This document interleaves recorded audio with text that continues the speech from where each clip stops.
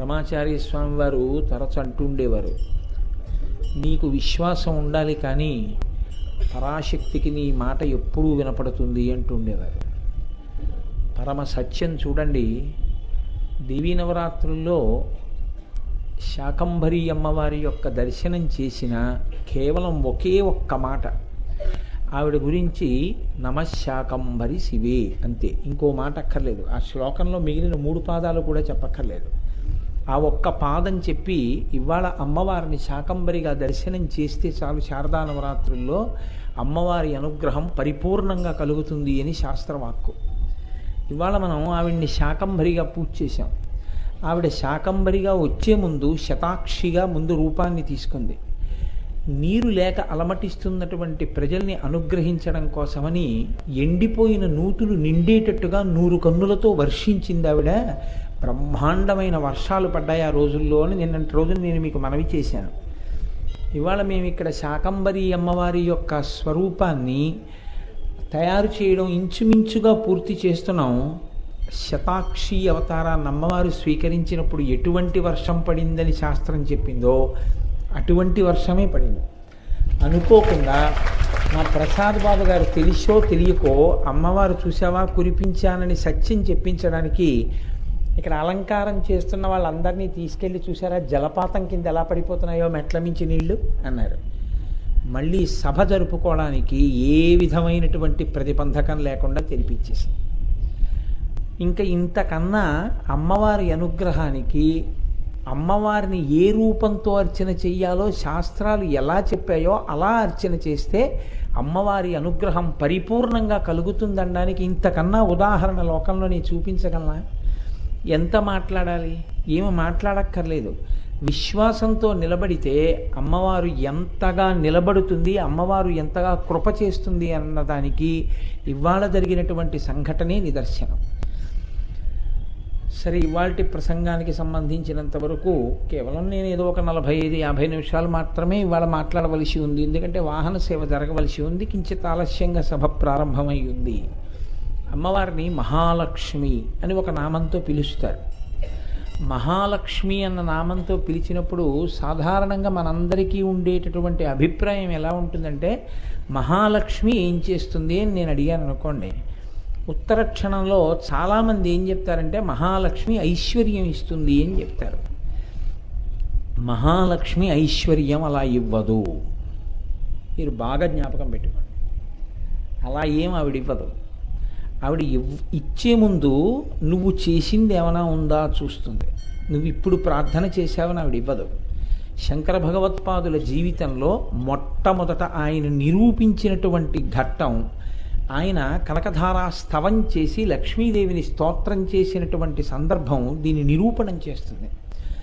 మహాలక్ష్మి అనుగ్రహం పొందడము అంటే మీరు బాగా బాగా జ్ఞాపకం పెట్టుకోండి. ఇవాళ నేను సంక్షిప్త ప్రసంగం కాబట్టి మీకు అందులో ఉన్న సారాన్ని మాత్రమే ఆవిష్కరించే ప్రయత్నం చేస్తున్నాను. మహాలక్ష్మి అనుగ్రహము ఫలానా వాడికి ఉన్నది అని దేని బట్టి చెప్పవచ్చు? ఐశ్వర్యం ఉన్నవాడు లక్ష్మీ అనుగ్రహం ఉన్నవాడు కాడు, దరిద్రుడైపోతున్నవాడు అని అర్థం. గొప్ప విద్య ఉన్నవాడు లక్ష్మీ అనుగ్రహం ఉన్నవాడు కాడు, అందగాడు లక్ష్మీ అనుగ్రహం ఉన్నవాడు కాడు. లేకపోతే ఏదో ఈశ్వర విభూతిని ఒక అధికారము ఏదో పొంది ఉన్నవాడు ఈశ్వరానుగ్రహం పొంది ఉన్నవాడు కాడు, లక్ష్మీ కటాక్షం ఉన్నవాడు కాడు. నేను ఎందుకు ఈ మాట ఇంత ధైర్యంగా చెప్పగలుగుతున్నానో తెలుసా అండి? మీరు గత జన్మలలో ఏదో కొంత పుణ్యాన్ని చేసి ఉన్నారు. ఆ పుణ్యం ఖర్చు అయిపోతే ఇప్పుడు ఈ జన్మలో మీకు ఒక ఈశ్వర విభూతి ప్రకాశిస్తుంది. నా దగ్గర ఒక 50 లక్షలు ఉందనుకోండి, 50 లక్షల రూపాయల ద్రవ్యంగా నా దగ్గర ఉండి నేను ధనవంతుడన్న గౌరవాన్ని పొందుతున్నాను అంటే నేను గత జన్మలలో చేసుకున్న పుణ్యం వ్యయమైపోయిందని గుర్తు. నేను ఈ జన్మలో ఒక 4 శ్లోకాలు చెప్పగలిగి ఒక పుస్తకం లేకుండా నేను ఒక ప్రసంగం 1 గంట సేపు చెయ్యగలను అంటే నేను ఆ ప్రసంగం చెయ్యగలిగినటువంటి సమర్థతగా నా యందు ఆ విభూతి ప్రకాశించినప్పుడు నేను గత జన్మలలో చేసుకున్న పుణ్యం వ్యయమైపోతోందని గుర్తు. ఇప్పుడు మీరు చెప్పండి, మీకు ఉన్న ఐశ్వర్యం తరిగిపోతోందా, మీకు ఉన్న ఐశ్వర్యం పెరుగుతోందా? యథార్థంగా ఆలోచించండి. జీవయాత్రలో నేను చెప్పేది, ఎందుకంటే ఈ శరీరం వేరు, లోపల ఉన్న జీవుడు మాత్రం కోట్ల కోట్ల జన్మలు ఎత్తుతూ ఉంటాడు. ఈ లోపల ఉన్నటువంటి జీవుడు ఎప్పుడో ఏదో పుణ్యం చేసి ఉన్నాడు అనుకోండి, పాత్రత నిరిగి దానము అని శాస్త్రంలో ఒక మాట. ఎవ్వరి దగ్గర ఏదీ పుచ్చుకోవలసిన అవసరం లేని వ్యక్తి, అసలు అటువంటి మనసు లేని వ్యక్తి ఒకానొక నాడు పరమప్రీతితో మీ వద్ద ఏదో స్వీకరించాడు అనుకోండి, ఆ సందర్భాన్ని బట్టి, ఆ సందర్భోచితంగా, అనగా ఆయనకేదో దాహం వేసింది అలా వెళ్ళిపోతూ, ఆయన పరమభక్తుడు. ఆ పరమభక్తుడైన వ్యక్తి మంచి వేసవి కాలంలో వెళ్ళిపోతూ గొప్ప దాహం వేసి మీ ఇంటి ముందు నిలబడి తలుపు తట్టాడు. మీరు తలుపు తీశారు, ఏమండి అన్నారు. అమ్మ దాహం నాలుక పిడచకట్టుపోతోంది, కొద్దిగా మంచి తీర్థం ఇవ్వగలరా అమ్మా అన్నారు. అంటే మీరు మంచినీళ్లు పట్టుకొచ్చి చెంబుతో ఇస్తే ఆయన కూర్చుని తాగుతున్న తీరు, ఆయన నీళ్లు తాగేటప్పుడు ఆచరించినటువంటి పద్ధతి చూస్తే ఆయన చాలా వైదిక నిష్ట కలవాడు అని మీకు అర్థమైంది. అయ్యా చాలా బడలిపోయినట్టున్నారు, మీరు ఏమైనా పదార్థం తీసుకున్నారా అని అడిగారు. అడిగితే ఈరోజు తిన్నానమ్మా, పర్వాలేదు, ఎప్పుడు పడితే అప్పుడు తినలేని తల్లి ఇలా నడిచి వెళ్తున్నారు కదా, ఇప్పుడు నేను స్నానం అవి చేయలేదు అందుకని తినడం కుదరదు, పర్వాలేదమ్మా నేను బయలుదేరిపోతాను అన్నారు. ఏమనుకోకండి అయ్యా, నేను ఇలా అన్నానని, మొన్ననే మా అబ్బాయి పెళ్ళయింది, స్నాతకంలో ఇచ్చిన కొత్త గొడుగు ఉంది, మీరు ఈ గొడుగు వేసుకుని బయలుదేరి వెళ్ళండి, చాలా ఎండగా ఉంది, నేను ఈ గొడుగు వేసుకెళ్ళండి అని మీరు ఒక గొడుగు ఇచ్చారు. ఆ గొడుగు వేసుకుని ఆయన ఆ రోజున ఎండలో తప్తమైపోయి ఉన్నాడు కాబట్టి పుచ్చుకున్నాడు ఆ గొడుగు. పుచ్చుకుని ఆ గొడుగు వేసుకెళ్ళిపోయాడు. కోటి యజ్ఞములు చేసిన వాడికి వచ్చేటటువంటి ఫలితం కన్నా ఇవాళ మీ దగ్గర ఆయన గొడుగు పుచ్చుకోవడం వల్ల వచ్చే ఫలితాన్ని శాస్త్రం చాలా ఎక్కువదిగా వేస్తుంది. ఎందుకో తెలుసా అండి? పాత్రత ఉండి పుచ్చుకోని వాడు పుచ్చుకుంటే మనస్ఫూర్తిగా ఆయన స్వీకరించాడు అనుకోండి, ఆ దానాన్ని ఆయన పుచ్చుకుంటే, పాత్రత కలిగిన వాడు మీ దగ్గర పుచ్చుకుంటే మళ్ళీ మీ ఖాతాలో ఆ పుణ్యం వచ్చి పడుతుంది. అప్పుడు ఈ జీవుడు ఉత్తర జన్మలో ఒక ఉపాధిని స్వీకరించినప్పుడు ఇద్దరు కలిసి ఒక వ్యాపారమే చేసినా ఒకడు మునిగిపోతాడు, ఒకడు కోట్లు గణిస్తాడు. ఎలా గణిస్తాడు? పరాశర భట్టర్లు శ్రీగుణరత్న కోశం చేస్తూ అంటారు, యద్భ్రూభంగాః ప్రమాణం స్థిరచరరచనా తారతమ్యే మురారేః వేదాంతాః తత్వచింతాం మురభిదురసి యత్పాదచిహ్నైత్తరంతి భోగోపోద్ఘాతకేళీ చులికిత భగవత్వైశ్వరూప్యానుభావా సానశ్రీః యస్పృణీతాం అమృతలహరిధీలంఘనీయైః అపాంగైః అంటారు.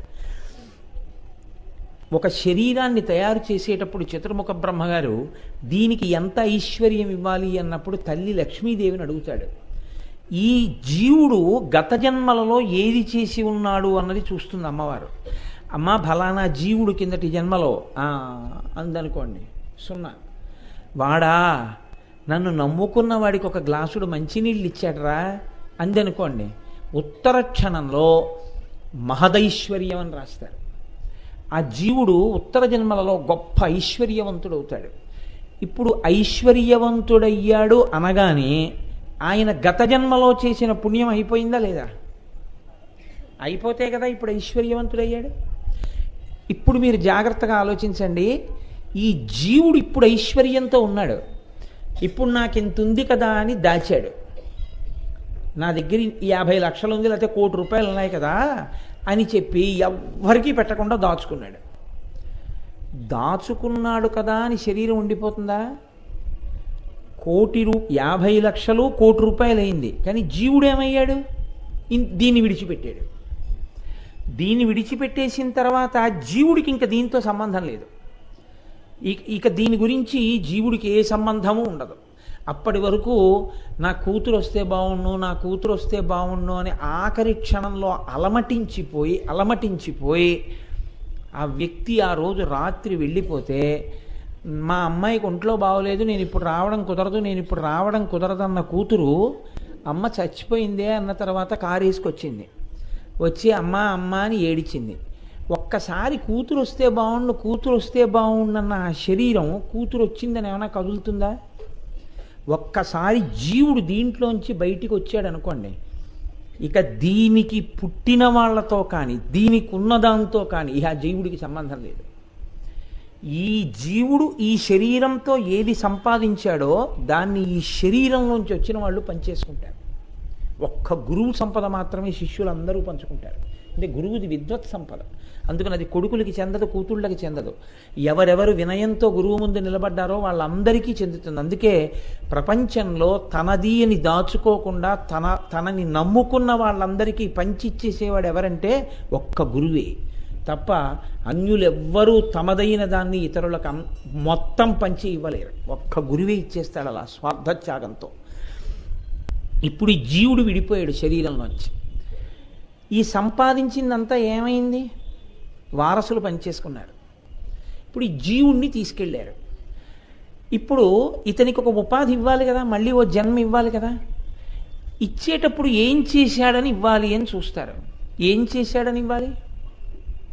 ఏమి లేదు, దాచిందే తప్ప. తల్లి గర్భము నుండి ధనము తాడెవ్వడు వెళ్ళిపోయడినాడు వెంటరాదు, లక్షాధికారైన లవణమన్నమే కాని మెరుగు బంగారంబు మింగబోడు, విత్తమార్జన చేసి విర్రవీగుటె కాని కూడపెట్టిన సొమ్ము కుడువలేడు, పొందుగా మెరుగైన భూమి లోపల పెట్టి దాన ధర్మము లేక దాచి దాచి తుదకు దొంగలకిత్తురో దొరలకవును, తేనె జుంటీగలీయవా తెరువరులకు, భూషణ వికాస శ్రీధర్మ పురనివాస, దుష్ట సంహార నరసింహ దురితదూర అంటాడు నరసింహ శతకకర్త. ఇది డబ్బు విషయమే అని మీరు అనుకోకండి. ఏదైనా సరే, నా దగ్గర లక్షలు లేకపోవచ్చు, నా దగ్గర కోట్లు లేకపోవచ్చు, కానీ ఒక్క పూట భోజనం మానేసి అమ్మవారికి వంకాయలు దండ కట్టగలవుగా, నిమ్మకాయలు దండ కట్టగలవుగా. ఒక్కరోజు సాయంకాలం 4 వరకు అన్నం తినడం మానేసి అమ్మవారిని శాకంభరిగా అలంకారం చేయగలవుగా. నిన్ను నమ్మి అంతమంది కూర్చునున్నప్పుడు సాయంకాలం వాళ్ళు దర్శనం చేసుకోవడానికి నువ్వు దండ కట్టలేవా? అదే నీ ఇంట్లో ఎవరికైనా ఒంట్లో బాగుండకపోతే అన్నం మానేసి హాస్పిటల్ ముందు నించుంటావే, దేవీ నవరాత్రుల్లో ఒక్కరోజు అమ్మవారి కోసం కష్టపడి దండ కట్టడానికి అది ఏదో చాలా గొప్ప విషయంలో నువ్వు ఎందుకు అనుకోవాలి? నేను ఏదో చాలా గొప్పగా 4 వరకు ఉన్నాను అనుకుంటున్నారు, కానీ యథార్థమైన మాట మీకు చెప్తున్నాను. నేను ఇంటికి వెళ్ళి నా భార్యతో అన్నది ఏమిటంటే, ఈశ్వరి నాకు ఇంకా 50 ఏళ్ళు దగ్గరికి వస్తున్నాయి అంటే నా జీవితంలో పూర్వ సంధ్య పూర్తయిపోయింది, ఇంకా ఉత్తర సంధ్య ప్రారంభమవుతుందంటే పొద్దు వాలిపోయే వైపుకు వెళ్ళిపోతున్నాను. నేను వెళ్ళిపోతున్నాను కాబట్టి నాకేది ఉందో దాన్ని నేను ఈశ్వరపరం చేసేయాలి. ఈ ఓపిక వచ్చే ఏడాదికి ఉంటుందన్న నమ్మకం లేదు, తగ్గుతుంది తప్ప ఇక కొత్త ఓపిక రాదు. ఈ ఓపిక ఉండగా ఇవాళ శాకంబరిగా నేను అమ్మవారిని అలంకారం చేసుకున్నాను, చాలు నాకు ఆ తృప్తి. ఈ దేవీ నవరాత్రులకి నేను చాలా తృప్తిగా ఉన్నాను అన్నాను. మీకు ఏది ఉన్నదో దాన్ని ఈశ్వరపరం చేశారా, అదొక్కటే ఈశ్వరుడు చూస్తాడు. అంతా ఇచ్చేయమని భగవంతుడు ఎప్పుడూ చెప్పలేదు. అందుకే ధర్మశాస్త్రాలు ఎంత మేర దాన ధర్మం చేసుకోవాలో చెప్పి, చేసుకోకపోతే ఎవరు పాడైపోతారంటే జీవుడు పాడైపోతాడు. వెనక ఉండే వాళ్ళది ఏముందండి, పంచుకుంటారు. 11 రూపాయల గోదానం చేస్తాడు వాడు. మీరు 2 రూపాయలు పెట్టి పచ్చగడ్డి కొని మీరు ఆవుకేసుకున్నదేదో అదే మీ వెంట వస్తుంది. మీరు 1 కోటి రూపాయలు ఇచ్చినా మీ కొడుకు గోదానం చేస్తాడని నమ్మకం ఉండదు. అలాగని నేను ఎవరినీ నింద చేయట్లేదు. వాడు 11 రూపాయలు ఇచ్చి ఇదే గోదానం అంటాడు, అప్పుడు నిన్నెవడు ఉద్ధరిస్తాడు? కాబట్టి నిర్దాక్షిణ్యంగా నీ ఒంట్లో ఓపిక ఉండగా కొంత ఓపిక ఈశ్వరపరం చేసేయాలి. నీ దగ్గర కొంత ద్రవ్యం ఉండగా కొంత ద్రవ్యాన్ని ఈశ్వరపరం చేసేయాలి. నీ దగ్గర ఏ విభూతి ఉంటే దాన్ని ఈశ్వరపరం చేసేయాలి. నీకు 4 శ్లోకాలు వచ్చు, ఎంతమంది వింటున్నారు నీకు అనవసరం, ఎంతమంది నిన్ను పొగుడుతారు నీకు అనవసరం, నువ్వు ఉపన్యాసాలు చెప్తున్నావని ఎంతమంది ఏడుస్తున్నారు నీకు అనవసరం. నీకు కావలసింది నువ్వు ఈశ్వరుడి సేవ చేసుకుంటున్నావా లేదా. నిన్ను సేవింపగ నాపదల్పడమని నిత్యోత్సవం బబ్బని జనమాతృండనని సంసార మోహంబు పైకొనని జ్ఞానము కల్గని గ్రహగతుల్ కుందింపని మేలు వచ్చిన రాణి అవి నాకు భూషణములే శ్రీకాళహస్తీశ్వర. నువ్వు దేని కొరకు చేస్తున్నావు అంటే నువ్వు తరించడానికి చేసుకుంటున్నావు. నువ్వు ఇంకోళ్ళని తరింప చేసేంత వాడివి కావు. నీ జన్మలో నీకొచ్చిన 4 మాటలు ప్రతిరోజు 1 గంటన్నర సేపు భగవంతుడి గురించి చెప్పుకోగలిగిన విభూతి నీ యందు ప్రకాశిస్తే, ప్రతిరోజు 1 గంటన్నర సేపు నువ్వు భగవంతుడి గురించి చెప్పుకున్నది ఏదైనా ఉంటే అదొక్కటే నీ వెంట వస్తుంది. నీ దగ్గర కోట్లు లేకపోవచ్చు, నువ్వు గంటన్నర నీకు నోరు ఇచ్చినప్పుడు భగవంతుడు నువ్వు ఎందుకు మాట్లాడలేవు? నువ్వు మాట్లాడితే వినడానికి కొన్ని 100 మంది కూర్చున్నప్పుడు 1 గంటన్నర మాట్లాడడానికి నీకు సొమ్ము కావాలా? నీకు తాంబూలాలు కావాలా? దేనికి కావాలి? ఏమి ఈశ్వరుడు నీకేం లోటు చేశాడని నీకు ఉద్యోగం ఇచ్చాడు, అన్న వస్త్రాలు ఇచ్చాడు, నీకేం లోటు చేయలేదే. ఆ స్వామి గురించి మాట్లాడడానికి నీకేమి భేషజం?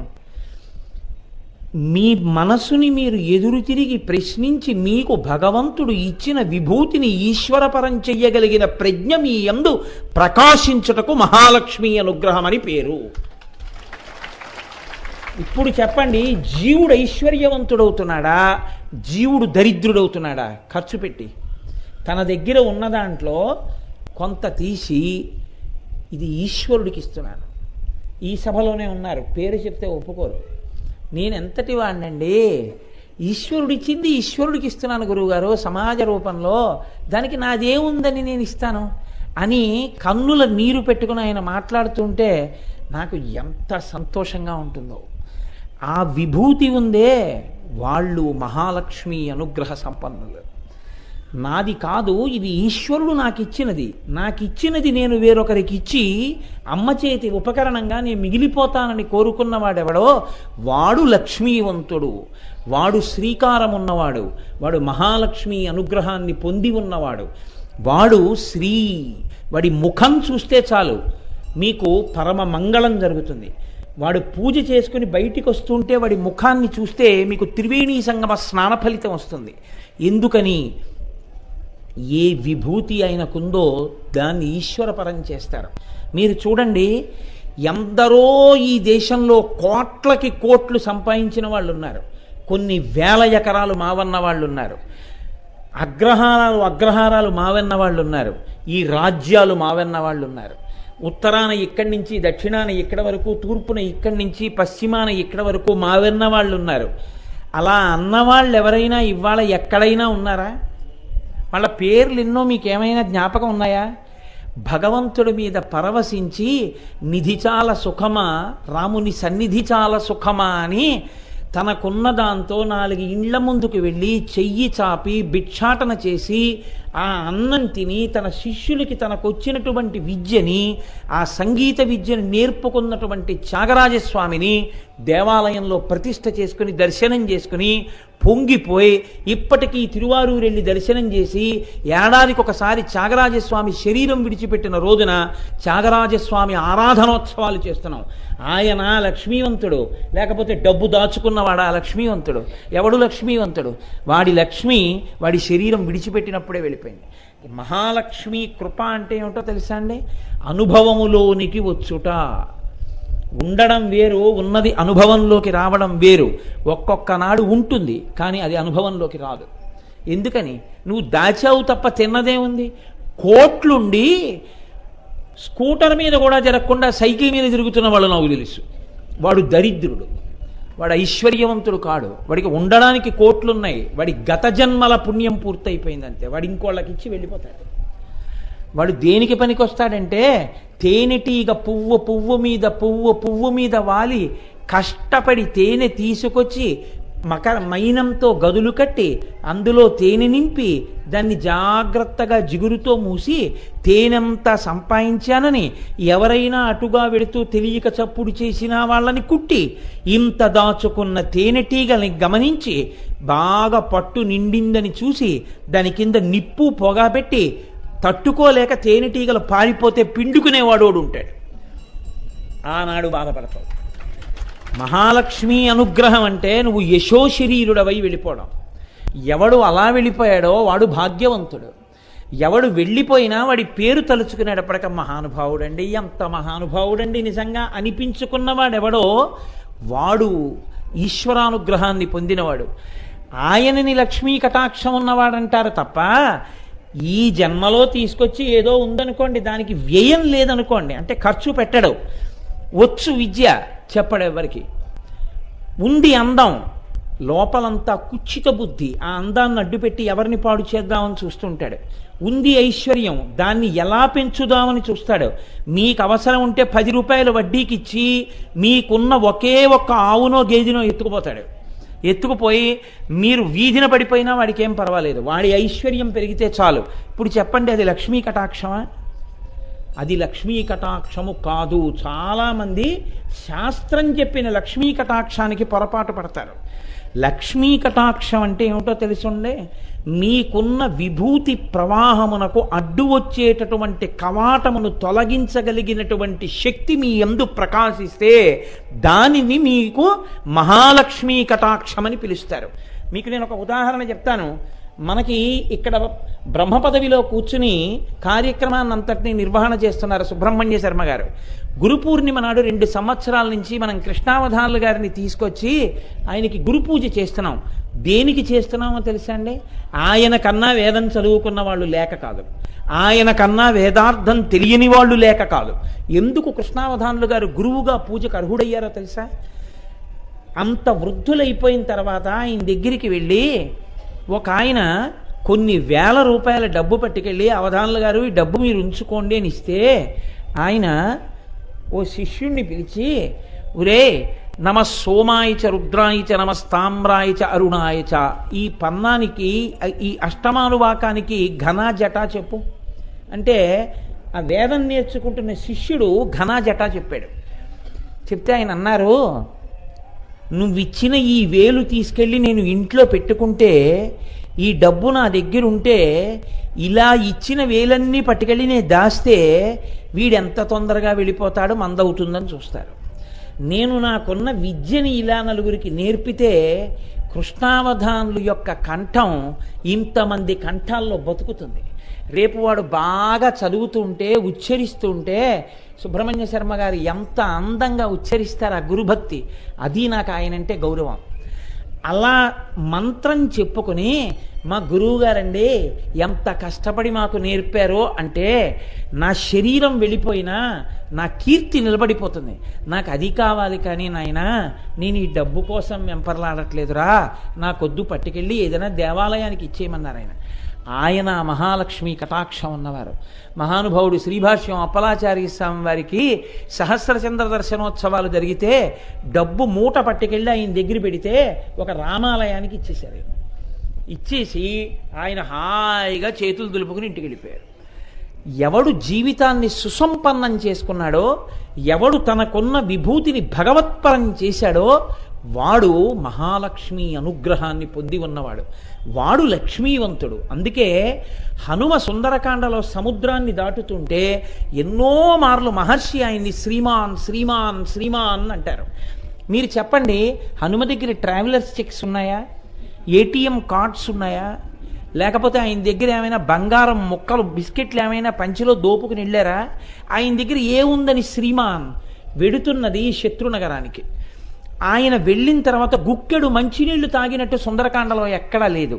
నువ్వు తాగావా తాగలేదా కాదు, నువ్వు తిన్నావా తినలేదా కాదు, నువ్వు తినడం మర్చిపోయి తాగడం మర్చిపోయి కూడా ఈశ్వరుడి కోసం బతికిన రోజోటి నీ జీవితంలో ఉంటే ఆనాడు నువ్వు లక్ష్మీవంతుడివి, ఆనాడు నువ్వు శ్రీమాన్. చాలు, నీ జీవితం కృతార్థత చెందింది, నువ్వు ధన్యత పొందావు. నువ్వు ఆనాడు ఏ శారదా నవరాత్రుల్లో మహాలక్ష్మి, మహాసరస్వతి, మహాకాళీ స్వరూపిణి, లలితాపరాభట్టారిక అంటున్నావో ఆ 3 స్వరూపాలలో మహాలక్ష్మి అనుగ్రహాన్ని ఆ రోజున నువ్వు పొంది ఉన్నట్టు లెక్క. నీ జీవుడి ఖాతా ఐశ్వర్యమయమైంది, ఈశ్వరానుగ్రహం నీ యందు ప్రసరించింది. ఇప్పుడు చెప్పండి, సంపాదించి దాచుకోవడం లక్ష్మీ కటాక్షమా?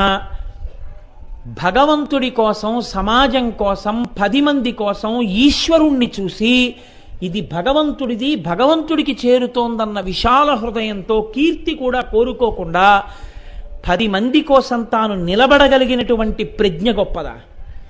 ఇది మహాలక్ష్మీ కటాక్షం. ఈ మహాలక్ష్మీ కటాక్షాన్ని ప్రజాపతి తన బిడ్డలకు ఇచ్చాడు మొట్టమొదట్లో. ఎలా ఇచ్చాడో తెలుసా అండి? ఈ లక్ష్మీ కటాక్షాన్ని ప్రజాపతికే బిడ్డలు, దేవతలు ఆయన బిడ్డలే, మనుష్యులు ఆయన బిడ్డలే, రాక్షసులు ఆయన బిడ్డలే. ఒకానొకనాడు ప్రజాపిత కూర్చుని ఉన్నారు. ఆ ప్రజాపిత కూర్చుని ఉన్నారు. కూర్చుని ఉంటే దేవతలు ఆయన దగ్గరికి వెళ్ళి నమస్కారం చేశారు. తండ్రి, మీరు మాకేమైనా పాఠం చెప్పాలనుకుంటున్నారా అని అడిగారు. అడిగితే ఆయన అన్నారు, దా అన్నారు. అంటే దేవతలు అన్నారు, చాలా సంతోషం నాన్నగారండి, మీరు మాకు చాలా మంచి మాట చెప్పారు. అంటే ఆయన అన్నాడు, మీకు ఏమర్థమైంది నేను దా అంటే? అంటే ఏమీ లేదు నాన్నగారు, మేము ఎప్పుడూ స్వర్గలోకంలో సుఖాలు అనుభవిస్తూ ఉంటాం. మాకేమి ఆకలా దాహమా రెండూ లేవు. రెండూ కానీ లేవో ఇక కష్టపడవలసిన పని లేదు. దేవతలు అందుకే సుఖాలు అనుభవిస్తారు. ఎందుకంటే కష్టపడవలసిన అవసరం ఎప్పుడు? ఆకలి ఉంటే నిద్ర కావాల్సి వస్తే. ఈ రెండూ లేవుగా, ఎప్పుడూ సుఖపడుతూ ఉంటారు. మీకు సుఖపడడం సుఖపడడం సుఖపడడం అలవాటైపోయి సుఖాల కన్నా పైన ఉన్న ఈశ్వరుణ్ణి తెలుసుకోవాలనేటటువంటి ప్రజ్ఞ నశించిపోతుంది. కాబట్టి సుఖముల ఎడల వైముఖ్యాన్ని నేర్చుకోండి. కాబట్టి మీకు దామ్యత, దమం కావాలి, ఇది నేర్చుకోండిరా, అందుకని దా అన్నానన్నాడు. మాకు అర్థమైంది నాన్నగారు, ఇక నుంచి మేము అలా ఉంటామని వెళ్ళిపోయారు. మనుష్యులు వచ్చారు, నమస్కారం చేశారు. తండ్రి ఏమి ఆజ్ఞ అన్నారు. దా అన్నాడు. ముందొచ్చిన దేవతలతోటి దాయే అన్నాడు, తర్వాత వచ్చిన మనుష్యులతోటి దాయే అన్నాడు. అంటే అలాగే నాన్నగారండి అన్నారు. అలాగే నాన్నగారండి అంటున్నారు కదా, నేను ఇప్పుడు దా అన్నాను కదా, మీకేమర్థమైందిరా దా అంటే అన్నారు. అంటే వీళ్ళు ఏమనాలి? ఇప్పుడే కదా దేవతలు చెప్పారు సుఖాలకు అలవాటు పడద్దని, అందుకని మాకు అదే చెప్పుంటారు మీరు అనుకోవాలి. కాదు, మహాలక్ష్మి కృప అంటే ఏమిటో తెలుసా అండి? ఏది మీ యందు లోపంగా ఉందో దాన్ని దిద్దుకునే ప్రజ్ఞ ప్రకాశించడం. వాళ్ళన్నారు, మనుష్యులకి ఒక సహజమైన లక్షణం ఉంది, లోభగుణం. ఏది ఉన్నా దాచుకుంటాడు తప్ప ఎప్పుడూ నాకు ఇది ఉంది అని మాత్రం లోకానికి లోభం లేకుండా అప్పచెప్పడానికి ఇష్టపడ్డాడు. నాకేం వస్తుందండి చేస్తే అంటాడు. నీకేముండాలి? నీకు ఇది ఉన్నది మళ్ళీ నీ జీవుడు ఐశ్వర్యవంతుడు అవడానికే నీకు ఇచ్చారు. నువ్వు ఖర్చు పెడితే నువ్వు దానివల్ల మళ్ళీ ఐశ్వర్యవంతుడు అవుతావు, ఖర్చు పెట్టకపోతే పాడైపోతావు. ఇది తెలుసుకోక పాడైపోతున్నాను నాన్నగారు. దా అంటే దానం. మాకేముందో దాన్ని దానం చేయమని మీరు చెప్తున్నారు, దానివల్ల మాకు లక్ష్మీ కటాక్షం వస్తుందని మాకు అర్థమైంది నాన్నగారు అన్నారు. షహబాష్, నీ చెప్పిన మాట మీకు అర్థమైంది, వెళ్ళండి అన్నాడు.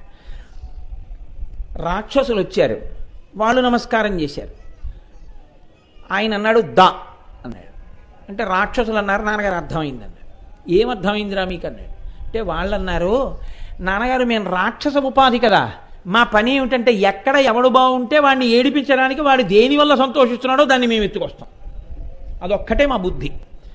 కాబట్టి మీరు మాకేం నేర్పారంటే, ఒరే ఎప్పుడూ ఇతరుల్ని ఏడిపించే బుద్ధితో ఉండడం కాదు, ఇతరుల పట్ల దయతో ఉండడం నేర్చుకోండిరా. ఆ దయ నేర్చుకుంటే తప్ప మీరు బాగుపడర్రా, మీకు రాక్షసుడన్న పేరు పోదురా అని మాకు చెప్తున్నారు. కాబట్టి మేము దయ నేర్చుకుంటాను నాన్నగారు అన్నారు. ఇప్పుడు ఆయన అన్నాడు, షహబాష్, మీరు వెళ్ళి రండి అన్నాడు.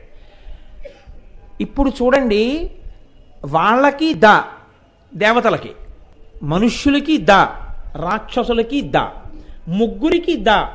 ముగ్గురికి దా అయితే ముగ్గురు ఏది నేర్చుకోవాలో అది నేర్చుకుంటే వాళ్ళకేమొస్తుంది? లక్ష్మీ అనుగ్రహం వస్తుంది. శంకరాచార్యుల వారు చేసినటువంటి కనకధారా స్తోత్ర రహస్యం అదే. అందుకే ఆయన ఆ సర్వేంద్రియాని అని ఆ శ్లోకం చేస్తూ ఆయన ఒక చిత్రమైనటువంటి మాట అంటారు. లక్ష్మీదేవి మహాలక్ష్మీ స్వరూపము అన్నప్పుడు మీరు ఒకటి గుర్తుపెట్టుకుని ఉండాలి. మహాలక్ష్మీ స్వరూపం వేరు, పార్వతీదేవి వేరు, సరస్వతీదేవి వేరు అని మీరు అనుకున్నంత కాలం మీకు అసలు ఏమీ అర్థం అవ్వలేదు అని గుర్తు. ఎందుకో తెలుసా అండి?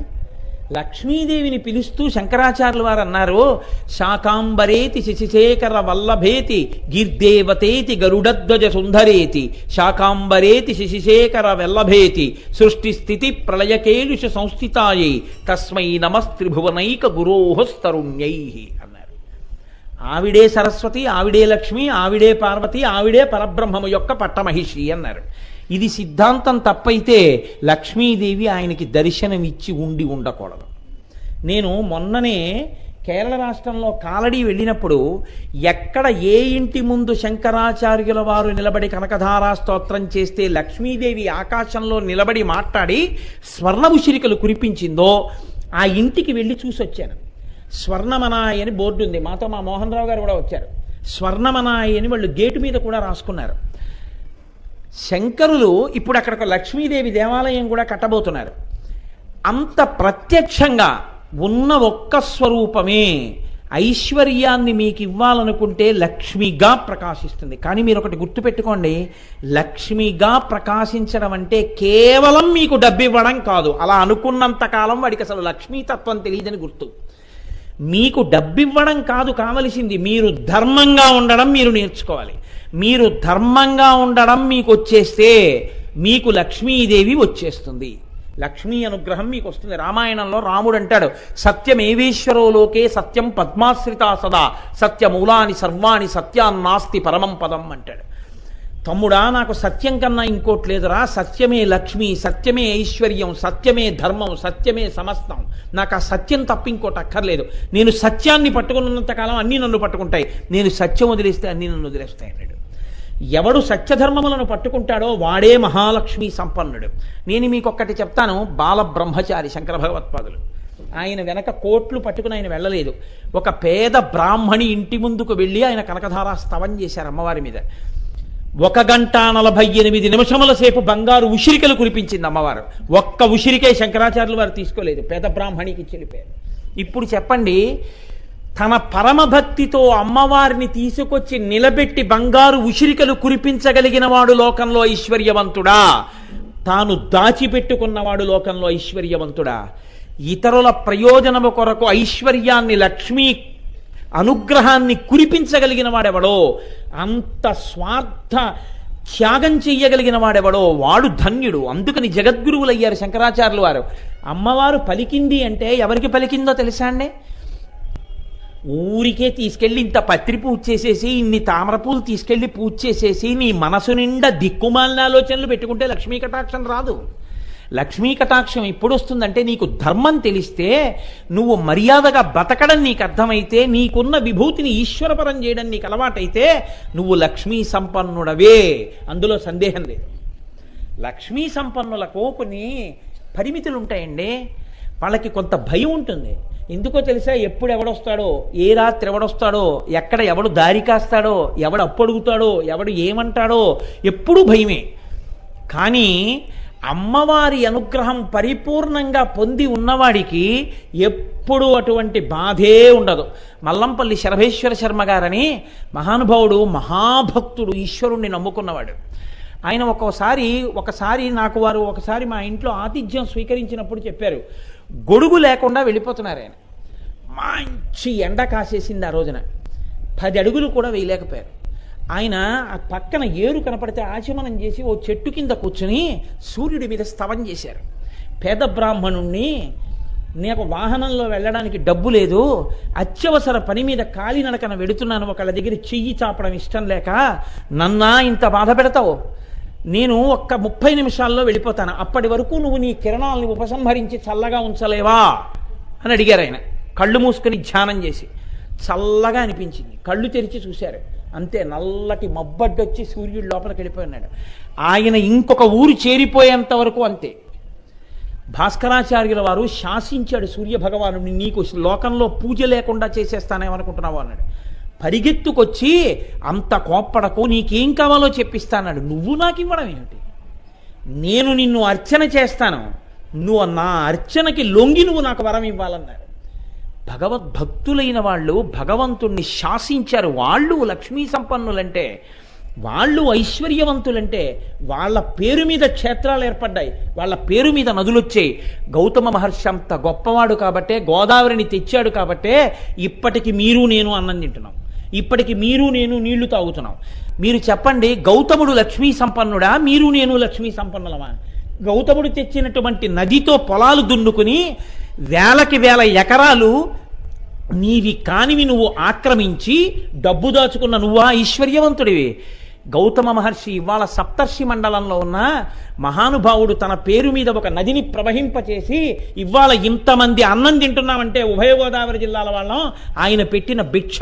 అందుకు కదా ఇవాళ గౌతముడి పేరు మీద సప్తర్షి మండలంలో అక్కడ కూర్చోపెట్టి అహల్యా సమేత గౌతమ మహర్షి అని చెప్పి అంత పూజ చేశాం.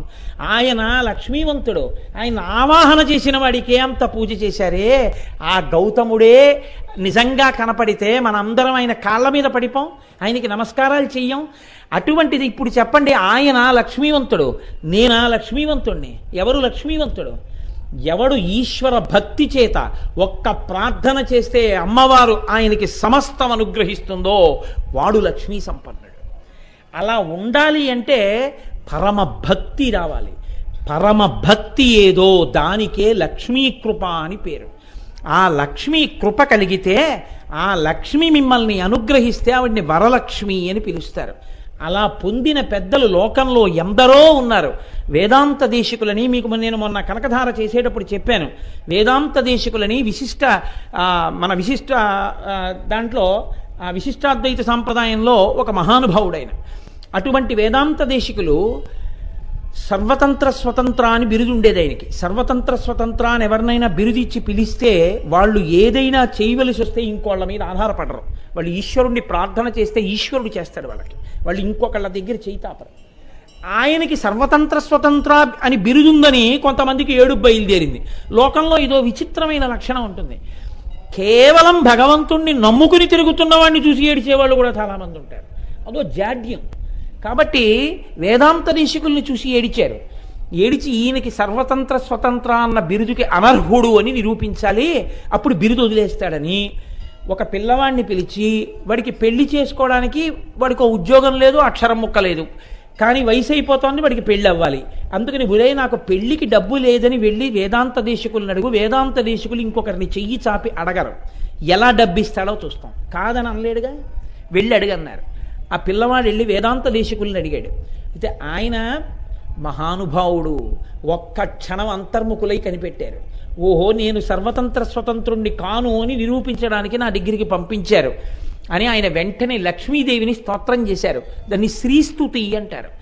ఆయన స్తోత్రం చేయగానే లక్ష్మీదేవి కనకవర్షం కురిపించింది. ఆ కనకవర్షాన్ని తీసుకెళ్ళి ఆ బ్రహ్మచారికి తీసుకెళ్ళి పట్టుకెళ్ళి పెళ్లి చేసుకోరా అన్నారు.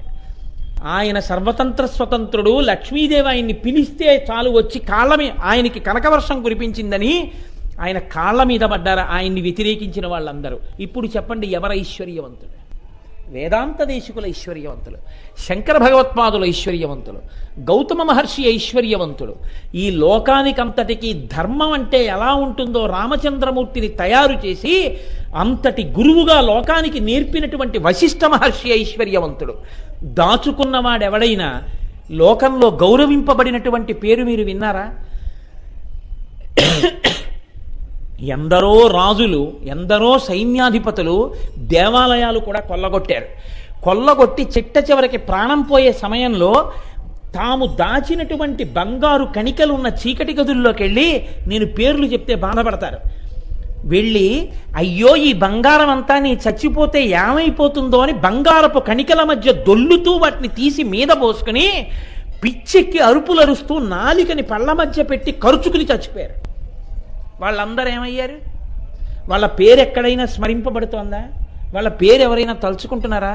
డొక్కా సీతమ్మని ఈ జిల్లాలో ఒక తల్లి అన్నదానం చేసింది. ఆ తల్లి పేరు ఇవ్వాల్టికి స్మరిస్తారు. ఏ మహానుభావుడు లోకానికి మార్గ నిర్దేశకత్వం చేశాడో, కొన్ని వందల మంది మనస్సు మార్చి ధర్మం వైపుకి నడిపించాడో ఆయన కనపడితే కాళ్ళకి నమస్కారం చేస్తారు. అంతేకాని అధికారంలో ఉన్నాడని కాళ్ళకి నమస్కారం చేయగా పెట్టకపోతే గొడవ వస్తుందని ఇలా అంటారు. అంతే. వద్దు నాకు పెట్టకండి అన్నా ఎవరి కాళ్ళ మీద పడతారు? ఏ మహానుభావుడు మనసుల్ని దిద్దుతాడో, ఏ మహానుభావుడి వాక్కు ఈశ్వరుడి వైపుకి తిప్పుతుందో కొన్ని వేల మందిని ఆయన కాళ్ళ మీద పడతారు. పరమాచార్య స్వామి 96 సంవత్సరముల వయస్సులో ఉరప్పంజరం అంతా పైకొచ్చేసి ఒక మారేడు దళాల మాల ఇలా వేసుకుని సత్యదండం పట్టుకు నడవలేక మొన్న మా ఇంటికి వస్తే మా దొరగారికి నేను ఆ ఫోటోలు చూపించాను. కాలినడకన తప్ప నడవరు. సన్యాసి ధర్మం కాబట్టి ఆయన వాహనం ఎక్కరు. ఆయన అరుణాచలం వెళ్ళాలి అనిపిస్తే సాక్షాత్ కంచికామకోటి పీఠాధిపతులైన నడిచే దేవుడు అంతటి మహానుభావుడు కాలినడకన సత్యదండం పట్టుకుని నడవలేక 96 సంవత్సరాల వయస్సులో ముందొక రిక్షా నడుస్తుంటే రిక్షా మీద ఎడంచెయ్యి వేసి కుడి చేత్తో సత్యదండం పట్టుకుని నడిచి అరుణాచలం వెడుతుంటే తమిళనాట రాష్ట్రంలో ఆయన వెడుతున్నటువంటి రహదారికి అవతల వేపుల నుంచి వస్తున్నటువంటి బస్సులు ఏ పోలీసు చెప్పవలసిన అవసరం లేకుండా ఏమిటి ఎవరు వస్తున్నారో హరహర శంకర జయ జయ శంకర అని వినపడుతోందంటే పెరియవా వస్తున్నారనేవారు, పెరియవర్లు అనేవారు ఆయన్ని, పెద్దస్వామి వారిని. పెరియవర్లు వస్తున్నారంటే బస్సు డ్రైవర్లు కూడా బస్సులు ఆఫ్ చేసేసి ట్రాఫిక్ జామ్ అయిపోయి ఉండిపోయేవంతే బస్సులు. పరమాచార్య రోడ్డు మీద నడిచి వెళ్ళిపోయేంత వరకు బస్సు లోపల కూర్చుని పైకి చూసేవాడు ఉండేవాడు కాదు. బస్సులు, స్కూటర్లు, మోటార్ సైకిళ్ళు, కార్లు ఆపేసి ఆయన నడిచి వెళ్ళిపోయేంత వరకు కిందకి దిగిపోయి, ఆయన నడిచి వెళ్ళిపోయేంత వరకు చెప్పులు విప్పి నేల మీద పడి జనం ఉంటే వారి మధ్యలోంచి సత్యదండం పట్టుకుని నడిచి వెళ్ళిపోయేవారు. ఎందుకు వెళ్ళిపోయేవారు? ఎవరెవరు ఎక్కడ ఏ ఉపాసనతో ఎంత భక్తితో ఉంటే వాళ్ళని వెళ్ళి కలవడానికి అవకాశం లేకపోతే స్వప్నంలో దిద్దారు ఆయన కొంతమందిని. పరమ కృష్ణ భక్తుడైన వ్యక్తి పూజ తప్పు చేస్తుంటే ఆయన కల్లో కనపడి చెప్పారు, కృష్ణాష్టోత్తరం చదువు, తప్పు పూజ చేస్తున్నామని. అంటే ఆయన అన్నాడు తప్పకుండా చేస్తానని. మరునాడు లేచి ఇల్లంతా వెతికాడు, కృష్ణాష్టోత్తరం పుస్తకం కనపడలేదు. ఏదో ఊరెళ్ళిపోయాడు. రేపు అక్కడి నుంచి గురువాయూరు వెళ్ళిపోదాం అనుకుని ఆయన భార్య వెళ్ళిపోయారు. ఆయన పడుకుంటే మళ్ళీ కనపడ్డారు పరమాచార్య కల్లో. నిన్ను కృష్ణాష్టోత్తరంతో పూజ చేయమన్నాను, నువ్వు చెయ్యలేదు, ఎందుకు చేయలేదు అని అడిగారు. పుస్తకం కనపడలేదు స్వామి అన్నాడు ఆయన. ఎందుకు కనపడలేదు? నువ్వు ఫలానా సంవత్సరంలో కొనుక్కున్నటువంటి కృష్ణాస్తోత్రం ఉన్నటువంటి బృహత్రత్నాకరము అనబడేటటువంటి స్తోత్ర పుస్తకాన్ని నీ ఇంట్లో ఫలానా గదిలో ఉన్నటువంటి ఒక పాడైపోయిన ఫ్రిడ్జ్ మీద నువ్వు పెట్టుంచావు. ఆ పుస్తకంలో ఉంది కృష్ణాష్టోత్తరం ఫలానా పేజీలో, తీసి దాంతో పూజ చేయన్నారు. ఆయన లేచి కూర్చుని, ఏమిటి ఇలా వచ్చింది కల, మళ్ళీ నాకు పెరియవా కల్లో కనపడ్డారు, నేను వెళ్ళి చూసొస్తానని చెప్పి అతను గురువాయూరు వెళ్లకుండా ఇంటికి తిరిగి వచ్చాడు. ఇంటికి తిరిగి వచ్చి గబగబా స్టోర్ రూమ్ తీసి పాడైపోయిన ఫ్రిడ్జ్ మీద చూస్తే దుమ్ము పట్టేసి దాని మీద ఉంది బృహద్రత్నాకరం. ఆ బృహత్స్తోత్ర రత్నాకరం, దాన్ని పేజీ తిప్పి చూస్తే అందులో ఉంది కృష్ణాష్టోత్తరం. అప్పటి నుంచి ఆయన కృష్ణాష్టోత్తరంతో కృష్ణుణ్ణి పూజ చేసి పరమకృష్ణ భక్తుడైన గురువాయూరు ఎప్పుడూ వెడుతుండేవాడు. శంకరాచార్యులు వారికి భేదాలున్నాయా? చంద్రశేఖర పరమాచార్య స్వామి వారికి ఉంటాయా? మహానుభావుడు ఎంతమందిని ఉద్ధరించారో కాలినడకన వెళ్ళిపోతూ ఒక్క మాట చెప్తే ఇవాల్టికి పరమాచార్య స్వామి వారిని నమ్ముకున్న వారికి ఎవరికి ఏ బాధ వచ్చింది? శృంగగిరి పీఠాధిపతులు చంద్రశేఖర భారతీ స్వామి ఒక్క మాట మాట్లాడితే కొన్ని లక్షల మంది జీవితాలు గట్టెక్కాయి. అలా గట్టెక్కించిన వాడెవడో వాడు మహాలక్ష్మి కృప సంపన్నుడు, వాడు లక్ష్మీ కటాక్షాన్ని పొందినవాడు.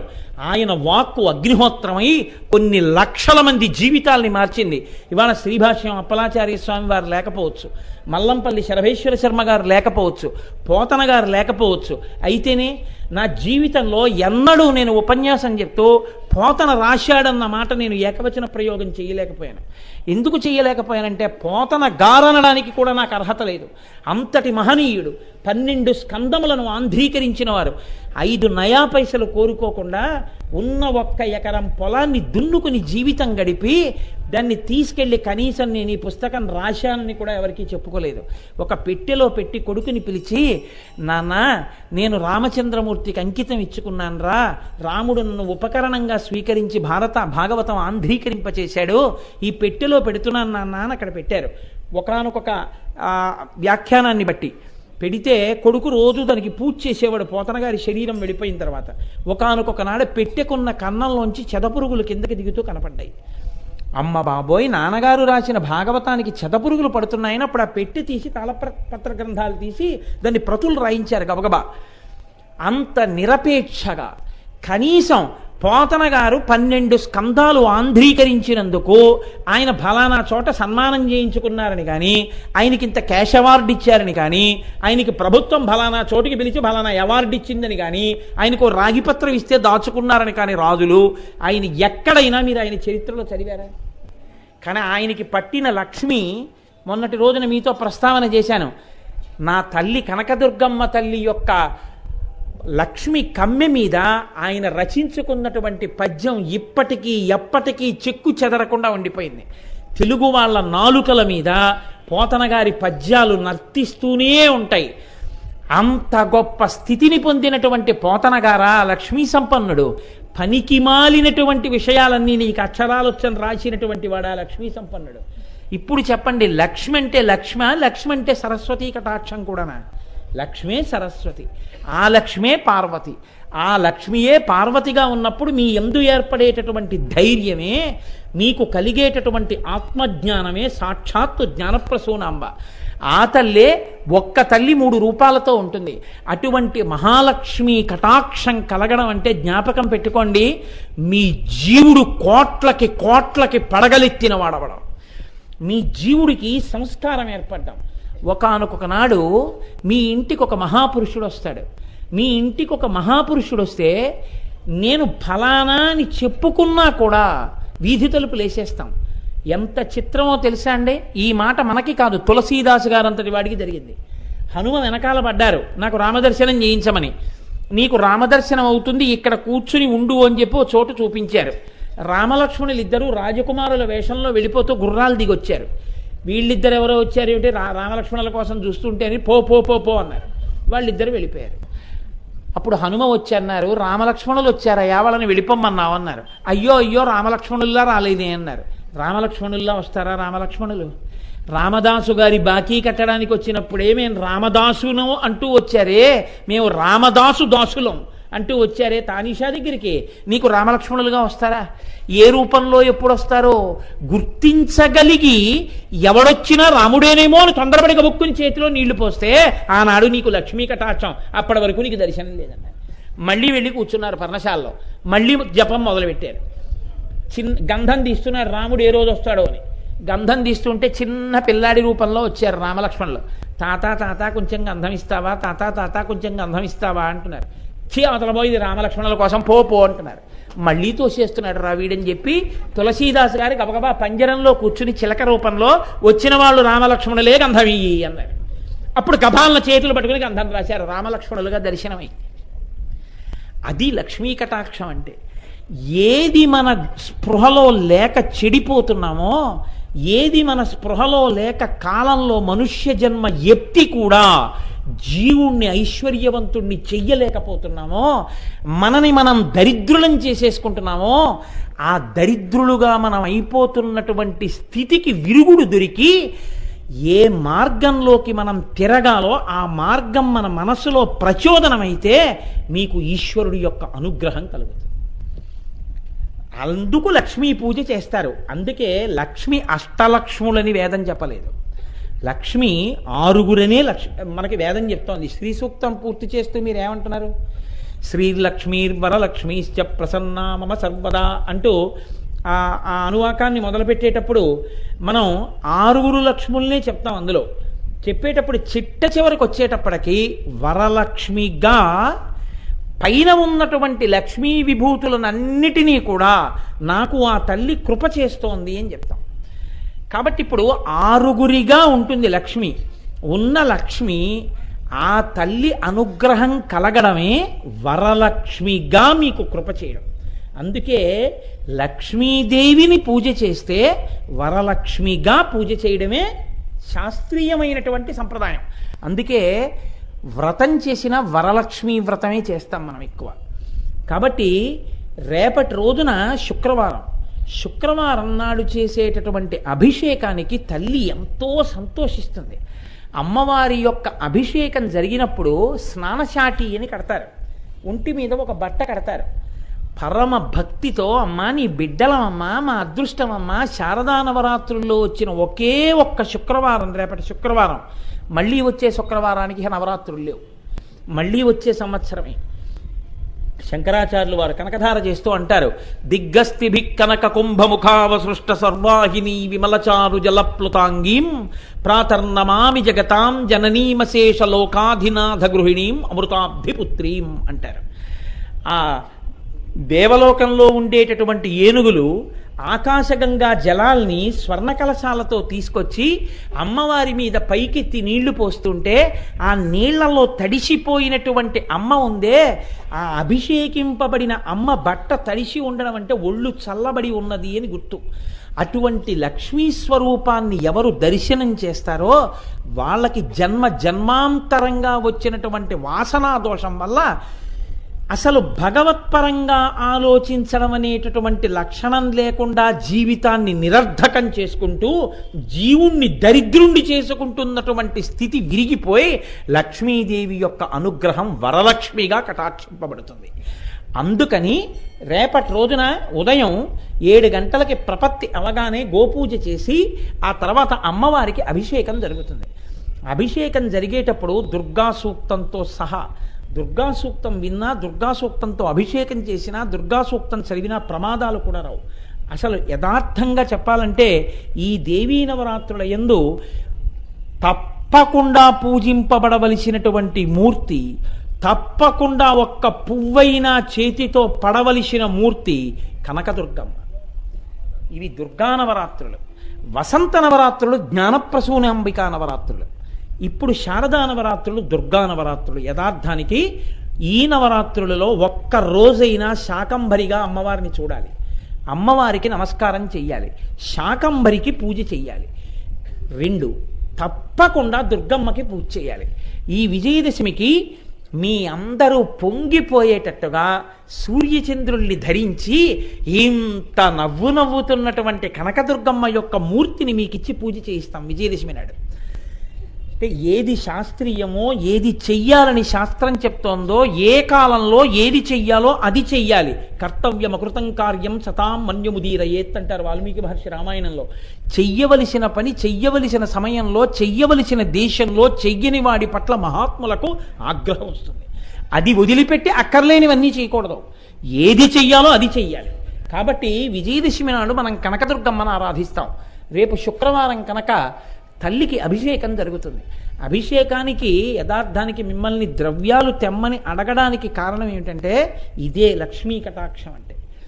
రేపటి రోజున మీకు మహాలక్ష్మి అనుగ్రహం కల్పించాలి అంటే ఏం చెప్పాలి? శాస్త్రం మీద నమ్మకం ఉన్నవాడైతే, అమ్మా మీరు ఏది తెచ్చినా పర్వాలేదు, అభిషేకం ప్రారంభం అవ్వడానికి ముందు తిండని చెప్పాలి. ఎందుకని అది శ్రద్ధ.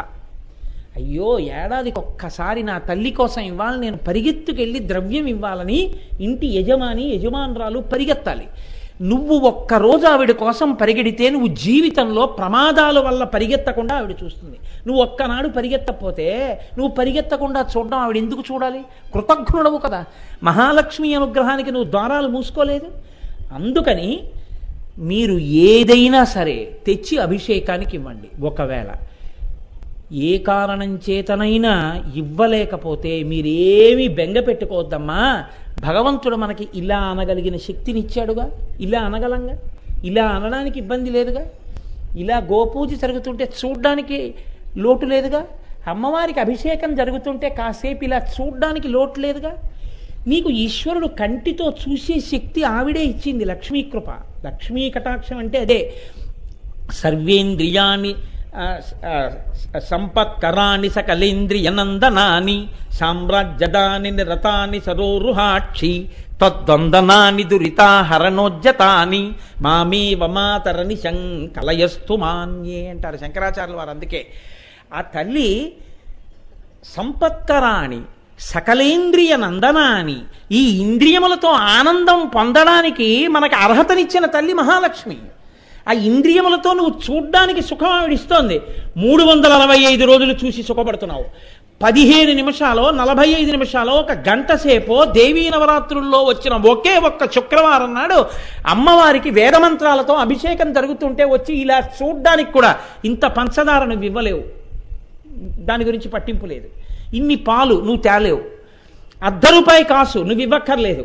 నువ్వు ఇలా కూర్చుని కళ్ళిచ్చిన అమ్మవారి యొక్క అనుగ్రహంతో ఆ కళ్ళతో కనీసం ఇలా చూడలేవా? పోనీ ఆవలిస్తూ చూడు, అది కూడా చూడలేవా? ఇప్పుడు చూడలేను అని అంటే ఇచ్చిన వారు మిమ్మల్ని ఎలా లెక్క పెట్టుకోవలసి ఉంటుందో ఆలోచించండి. మీరు ఇచ్చిన వారిగా నిలబడి ఈ మాట అన్నవారి గురించి మీరు ఎలా లెక్కలోకి తీసుకుంటారు? ఇప్పుడు ఆవిడికి కోపం రాదు. మీరు ఒకవేళ అలా అనుకున్నా ఆవిడికి కోపం రాదు. ఆవిడ అలాగే ఉంచుతుంది ఇంద్రియాల శక్తిని, ఎందుకంటే తల్లి కనుక. కానీ ఇప్పుడు చెప్పండి, జీవుడు దరిద్రుడైపోయాడా, ఈశ్వర్యవంతుడయ్యాడా? ఏమయ్యాడు జీవుడు? అంతటి భాగ్యాన్ని కోల్పోయిన వాడిని దరిద్రుడంటారా, ఈశ్వర్యవంతుడంటారా? ఉన్నది ఏవో ఒక్క పట్టుపంచ ఒక్క లాల్చీ పట్టుకుని సాయంకాలం ఉపన్యాసమే కదా అని వెళ్ళాడు. ఓసారి నాకే జరిగింది. అనపర్తిలో ఉపన్యాసం చెప్పడానికి వెడుతూ మంచి ఎండాకాలం, ఇంకా ఎంత చెమటో, అసలే నాకు చెమట ఎక్కువ. ఈ చెమటతో పంచాలాల్చీ కట్టుకుని అక్కడికి వెళ్ళానంటే ఆ రోజుల్లో నేను కార్లు కూడా ఎక్కేవాడిని కాదు, నా డబ్బెట్టి నేనే టికెట్ కొనుక్కుని వెళ్ళేవాడిని. అందుకని అలా వెడితే ఇవి చెమటతో తడిసిపోతే ఇదేమిట్రా ఇలా ఉన్నాడు ఈయన కప్పు కొట్టుకుంటూ అనుకుంటారు, బాగుండదు. వాళ్ళ ఇంట్లో స్నానం ఒక్కటి చేస్తానండి అని అడిగి, అయ్యా మీరు నాకు ఒక కప్పు కాఫీ కూడా ఇవ్వక్కర్లేదు, మీ ఇంట్లో స్నానం చేసి బట్ట మార్చుకుంటానంటే అదేంటంటే బాబు చాలా సంతోషం అన్నారు. ఎలాగో బట్టలు మార్చుకుంటాను కదా అని ఓ సంచిలో పంచ అవి అన్నీ పెట్టుకున్నాను. పెట్టుకుని బయలుదేరే ముందు ఫోన్లు హడావిడి ఏదో రావడంలో అదొక్కటే మర్చిపోయి వెళ్ళిపోయాను. సగం దూరం వెళ్ళిపోయాక గుర్తొచ్చింది, ఎవరే పంచి అవి పెట్టుకున్నది మర్చిపోయాను, పళ్ళు అవి పాపం వాళ్ళకి పట్టుకెళ్ళి ఇద్దాం అనుకున్నాం అన్నీ పెట్టుకున్నాను రా, పంచి పెట్టుకున్న సంచి మర్చిపోయాను. ఏ ఒక్కటి నీకు అవసరమో ఇంటి దగ్గర 60 పంచెలు ఉండొచ్చు. అనపర్తి వెళ్ళి ఉపన్యాసం చెప్పడానికి పంచి లేదండి, రైలు ఎక్కి వచ్చేసాను, తీరా వచ్చిన తర్వాత చూశానండి పంచి లేదు నా దగ్గర, ఎలాగండి ప్యాంటు చొక్కాతో నేను ఇప్పుడు వైదిక ప్రసంగాలు చేయడం అంటే నా మనసు అంగీకరించదు అంటే ఏమిటి అర్థం? ఓ పంచాల కనీసం లాల్చి అప్పుడు కుట్టించి ఇవ్వలేకపోయినా ఓ పంచా ఉత్తరయం మీరు ఇవ్వండి అని అడిగినట్టేనా? అంటే తర్వాత పెడతారో పెట్టరో అని ఇలా అడ్వాన్స్గా పుచ్చుకుంటూ ఉంటాడా వీడు అని అనుకుంటారేమో అని మీకు బాధ ఉంటుందా లేదా? అంటే ఆ క్షణంలో మీ జీవుడు దరిద్రుడైపోయాడా లేదా? అలా అమ్మవారు ఇన్నిచ్చిన అభిషేకాన్ని చూడవయా చాలు ఇంకేమక్కర్లేదంటే, కుదరదమ్మా చాలా పనులున్నాయన్నారు అనుకోండి, చాలా సంతోషం నాన్న అంటుంది అమ్మవారు. కానీ ఇప్పుడు మీ జీవుడేమైనట్టు? భాగ్యాన్ని పోగొట్టేసుకున్నాడే, ఉన్న ఒక్క పంచా వదిలికి నలపత్తి వెళ్ళిపోయినట్టు. కాబట్టి ఏమైపోయింది? దరిద్రుడైపోతున్నాడు. ఈ దరిద్రుడైపోకుండా ఐశ్వర్యాన్ని పొందాలంటే ఏమిటి? డబ్బులు ఇంట్లోకి రావడమా, ఈశ్వర కైంకర్యంలో మీరు నిమగ్నం అవడమా? ఏది మహాలక్ష్మి కృప? మహాలక్ష్మి కృప అంటే అది. ఈ నమ్మకాన్ని దేంతో చెప్తారు? పసుపుతో చెప్తారు. అందుకే ఆవిడ కాళ్ళకి పసుపు రాసుకుని ఎదురొచ్చిందండి పార్వతీదేవిలో, వెనక్కి రాని వెళ్ళిపోతాడు. ఆవు కనపడింది, లక్ష్మీదేవి అండి పాదాలకు పసుపు రాసేశాడు. కనకదుర్గమ్మ అండి ముఖమంతా పసుపు రాసేసి ఇంత బొట్టు పెట్టేస్తే అమ్మవారికి ఇక్కడ వరకు నవ్వుతూ నిలబడుతుంది. విఘ్నేశ్వరుని తీసుకురావాలి, ఇంత పసుపు ముద్ద అక్కడ ఎట్టి బొట్టు ఎడితే చాలు వినాయకుడు వచ్చేస్తాడు. ఇంట్లో పచ్చిమిరపకాయలు తన్నేశాడు. ఏమిట్రా తన్నేశామంది అమ్మ. అమ్మ పచ్చిమిరపకాయలు గిన్ని తన్నేశానమ్మా అన్నాడు. ఎత్తేసేయడే అన్ని జాగ్రత్తగా అంది. శుక్రవారం ఏమిట్రా చప్పుడైందండి. అమ్మ పసుపు గిన్ని తన్నేశానమ్మా అంది. కింద పడిపోయిందా అంది. పడిపోయిందమ్మా అన్నాడు. ఛై నీ మొహం, ఎప్పుడు ఇలాంటి తప్పుడు పనులే. శుక్రవారం పూట పసుపు గిన్ని తన్నేయడం ఏంట్రా? నా మనసు వికలమైపోయిందంట. ఏ పసుపుయే మహాలక్ష్మి, పసుపుయే పరాశక్తి. ఈ పసుపు త్రాటికి రాసి పెద్ద పెద్ద క్షేత్రాల్లో అమ్మవారి పాదాల దగ్గర పెడతారు. ఆ పసుపు తాడు అమ్మవారి దగ్గర పెట్టి శుక్రవారం నాడు ఆ క్షేత్రం నుంచి తీసుకొచ్చిన తాటిని అక్కడ పెడితే దాని విలువెంత నువ్వు కట్టలేవు. ఒక తాటాకు సౌభాగ్య వస్తువుగా ఎలా విలువ కట్టబడలేదో ఒక గొప్ప క్షేత్రం నుంచి. అందుకే వెంకటాచలంలో తల్లి సాక్షాత్తు మహాలక్ష్మి కనుక పద్మావతి అమ్మవారి పాదాల దగ్గర నుంచి పట్టుకొచ్చాం పసుపు తాళ్ళు. రేపు పూజ చేసుకునే వాళ్ళకి ఆ పసుపు తాడు బహూకరిస్తారు కుంకుమార్చనలో. ఆ పసుపు తాడు అక్కడ పెట్టి పూజ చేసి ఆ పసుపు తాడు చేతికి కట్టుకోండి, మంగళసూత్రానికి కట్టుకోండి, ఎక్కడ కట్టుకోండి. ఇప్పుడు ఆ త్రాటి ద్వారా తాడు ఏం చేస్తుందండి? కట్టినా తాడే, విప్పినా తాడే కదా. ఆ తాడు కట్టుకుంటే ఏమవుతుంది? మిమ్మల్ని లక్ష్మి కట్టుకుంటుంది. అంతే మార్గం. అందులో పెట్టి తెచ్చాం. ఇప్పుడు నా ఉపన్యాస శక్తిని ఇందులో పెట్టి మీకు ఇచ్చింది అమ్మవారు, ఇందులో పెట్టి మీకు ఇచ్చింది కదా. ఇందులో పెట్టి నన్ను ఇక్కడ కూర్చోబెడితే మీరు అనుభవించారు ఆ ఉపన్యాసాన్ని. అలాగే అమ్మవారి అనుగ్రహాన్ని ఇందులో పెట్టి మీకు ఇస్తుంది, ఓ పసుపు తాటిలో పెట్టి మీకు ఇస్తుంది. ఇప్పుడంటే బంగారు మంగళసూత్రాలు వేసుకుంటున్నాం, కానీ పూర్వం తాటాకు కట్టినటువంటి పసుపు తాడే. అదే మంగళసూత్రం అంటే పసుపు తాడే.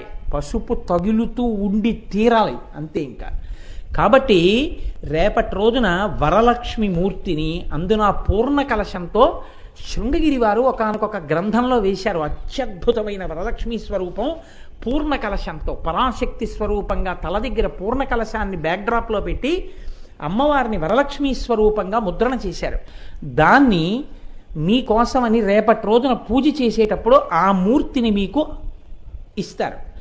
ఆ మూర్తిని వెంకటాచలం నుంచి వచ్చిన పసుపు తాళ్లతో అమ్మవారు అభిషేకం చేసుకుని ఉండగా చక్కగా ఇక్కడ మీరు కుంకుమార్చనలు చేస్తారు. అది మహాలక్ష్మి అనుగ్రహానికి హేతువు. 300 పాసులే ఇచ్చారండి మాకు దొరకలేదంటే కూర్చుని చూసినా లక్ష్మీ కటాక్షం అని నేను చెప్తున్నాను కదా. కాబట్టి దేనికి బెంగ? నేను రోజు కుంకుమార్చన మీతో కూర్చుని చేస్తున్నానా? ఇన్ని చెప్తున్నామండి. మరి అప్పుడు నేను కూర్చోవాలిగా ఏదో మూల.